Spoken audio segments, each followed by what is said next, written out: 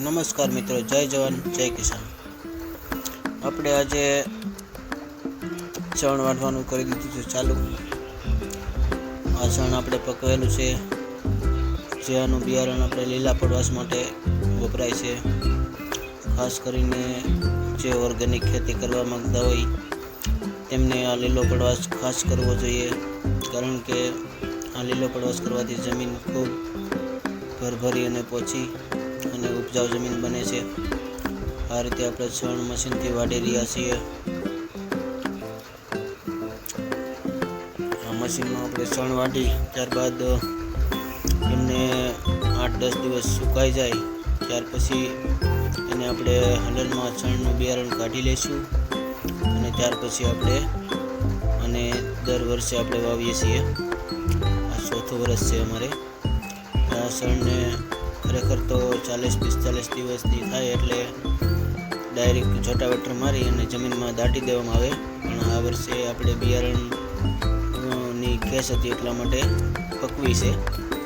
તો આને આપણે 6-7-8 દિવસ થઈ જાય, બરાબરની સુકાઈ જાય ત્યાર પછી આપણે એને હલરમાં કાઢી અને બિયારણ એમનું સંગ્રહ કરી દઈશું, જેથી કરીને એ આપણને લીલા પડવાશમાં વાવવા માટે કામ આવે. અને જો કોઈને જોતું હોય તો પણ આપણે આપીશું. વિડીયોમાં છેલ્લે હું તમને નંબર આપીશ. જો કોઈને લીલા પડવાશ માટે ચણનું બિયારણ જોતું હોય તો મળી રહેશે. અને વિડીયો પૂરો જોજો, તમને આગળ ખ્યાલ આવે. હવે આપણે ચણ સુકાઈ ગઈ એટલે હલર કરી દીધું ચાલુ. 8 દિવસ પછી જોઈ શકો આ રીતે આપણે ચણના પાથરા હલરમાં વરી અને એને કાઢવાનું કામ ચાલુ છે, જોઈ શકો તમે. આ રીતે મશીને વાઢ્યા પછી એના પાથરા કરી નાખ્યા હતા ઉકાળા પછી, અને ત્યાર પછી આપણે હલરમાં કાઢવાનું કરી દીધું છે ચાલુ. આ રીતના પાથરા છે જુઓ. આ રીતના અંદર ચણના પોપટા આવેલા છે જુઓ, અને અંદર બી નીકળે.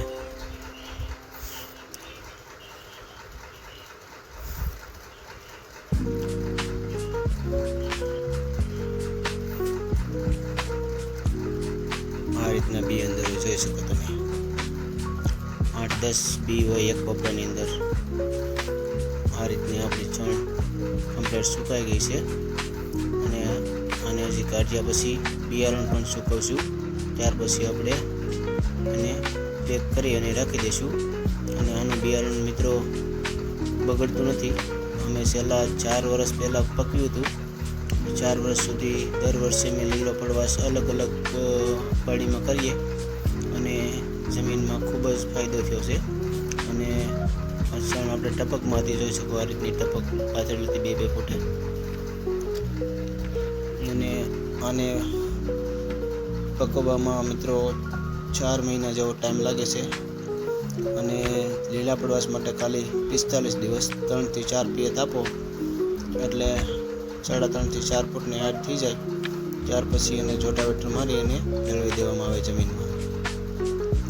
આ રીતે બિયારણ આવે, જોઈ શકો તમે.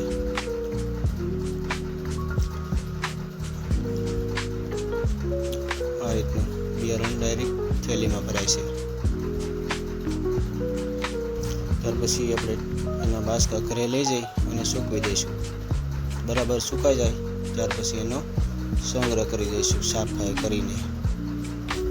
એમાં હલકા પાતળું બી હોય એ નીકળી જાય અને બરાબર સફાઈ આ રીતે બાસકું ભરાઈ જાય ત્યાર પછી આપણે ઘરે લઈ જઈ અને ત્યાં ખુલ્લામાં સૂકવી દઈશું.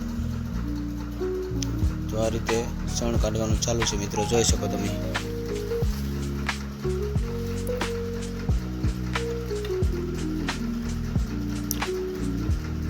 જો કોઈને ચણનું બિયારણ જોતું હોય તો એમના માટે આપણો નંબર છે 9724701501.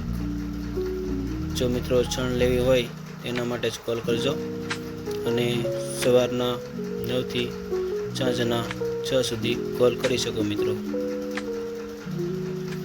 કારણ કે આપણે દિવસે ખેતીના કામમાં હોય એટલે સવાર સાંજમાં કોલ કરો તો જવાબ આપવામાં તકલીફ ના પડે મિત્રો. ચણના ઝાડ છે એની સૂતળી બને મિત્રો. આ જોઈ શકો, આ સૂતળી ટાઈપના રેસા નીકળે એમાંથી. આ રેસા છે હલરમાં વટે નહીં, એટલે અહીંથી આપણે હાથ વડે કાઢતા જઈએ છીએ. જોઈ શકો આ રીતના જે આપણે સૂતળી બને છે, જૂટ કહીએ એને, એ રીતના રેસા આમાંથી નીકળે મિત્રો. એની પ્રોસેસ આખી અલગ આવે, બહુ મોટું યુનિટ હોય. એટલા માટે આપણે ખાલી લીલા પ્રવાસમાં આનો ઉપયોગ કરીએ છીએ. પણ મિત્રો આના જૂટની જે ગુણો કહેવાય છે એ પણ આમાંથી બને. એના માટે શણને પાણીમાં પલાળી ત્યારબાદ એનો દાબો થઈ જાય, ત્યાર પછી એના રેસા કાઢી અને એની ફેક્ટરીમાં પ્રોસેસ થાય, ત્યાર પછી એનું જૂટના ઠેલા બને છે. તો જે આપણે કંતાન કહીએ છીએ, ડુંગળીના ઠેલામાં વપરાય છે, બાકી બધી ગુણોમાં વપરાય છે અનાજની. એ રીતનું આ શણમાંથી જ મિત્રો બને છે. અને આનો જે રેસાનો ફાઈબર છે એ જમીનમાં ખૂબ જ કામ આપે છે. અમે આ પણ જે આનો જે બિયારણ કાઢ્યા પછી જે કાંઈ આનો બાકીનો જે આનો રેસા વધશે એ બધા અમે જમીનમાં પાથરી અને ભેળવી દઈશું, જેથી કરીને જમીનમાં એકદમ પોસી અને ભરભરી બને અને પાણી સંગ્રહ જમીનનો વધે અને જમીનમાં જે પાણી ભરાતું હોય એ પણ ના ભરાય. જો મિત્રો આ રીતનું હલર ચાલે છે. ડાયરેક્ટ થેલી ભરાય છે. આ પછી થેલી આપણે સૂકવી અને ટોક કરી દઈશું. જો કોઈને જોતું હોય તો મોકલી પણ આપીશું. તો નંબર મેં આપ્યો છે વિડીયોમાં, કોલ કરજો. આ રીતનું બિયારણ છે મિત્રો. ગુવાર ટાઈપનું બિયારણ હોય આનું. ગુવારથી સેજ દાણો મોટો હોય. જો આ રીતનું જોઈ શકો તમે. ડાયરેક્ટ ઉપર થાય છે, બેલ્ટ દ્વારા ઉપર જઈને થેલીમાં આવે છે. તો મિત્રો આ અમારી એક ખેડૂતની ચેનલ છે, સપોર્ટ કરતા રહેજો. આપ સૌનો આભાર. વિડીયોને લાઈક, શેર, સબસ્ક્રાઈબ કરજો અને કોમેન્ટ પણ કરજો. તો આપણે કોમેન્ટમાં પણ જવાબ આપીશું. અને કોઈને બિયારણ લેવું હોય તો મેં આગળ નંબર આપ્યો છે, ફરી એકવાર નંબર આપી દઉં, 9724731501. હવે આપણે શણને સૂકવી દીધી છે અહીંયા ઘરે.